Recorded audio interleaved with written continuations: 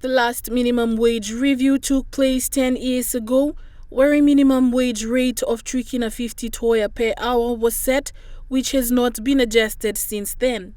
Minister for Labour and Employment, Cassie Sawang, said this workshop will assist the Minimum Wages Board to identify important factors considering minimum wages and how they can move from an ad hoc, irregular system to one that is more structured.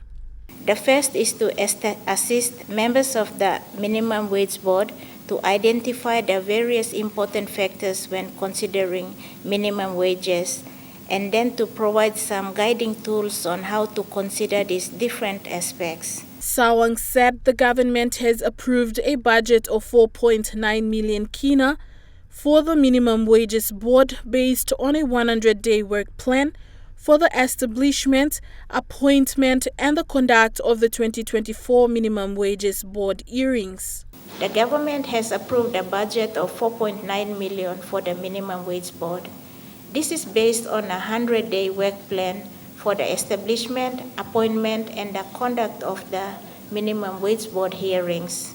Regional Wage Specialist for International Labour Organization, Xavier Estupinan, said wage policies are crucial for labour market development, playing a key role in providing decent living standards and incomes for workers and families.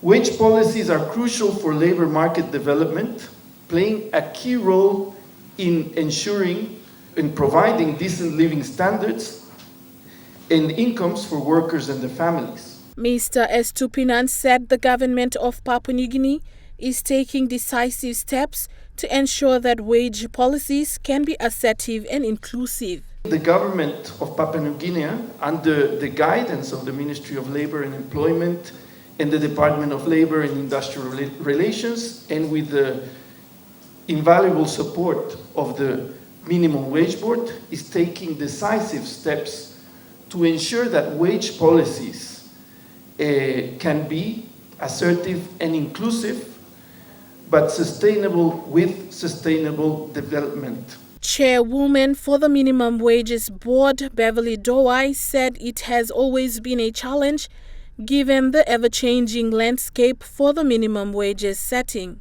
Dowai said it is now time to set minimum wages based on evidence, urging the members of the board to work as a team to take on the 100-day challenge. Something that is not new to me, but it will always be a challenge because there are always changing landscape of minimum wage setting. We may have rules or law that says this is the way we should do it, but it is never the same when you have done it 10 years ago.